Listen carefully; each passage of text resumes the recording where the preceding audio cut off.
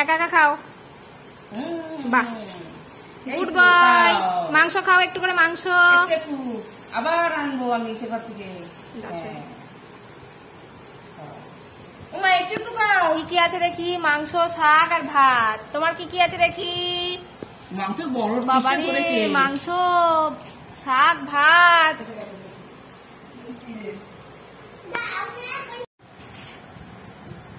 হাতে করে খাও।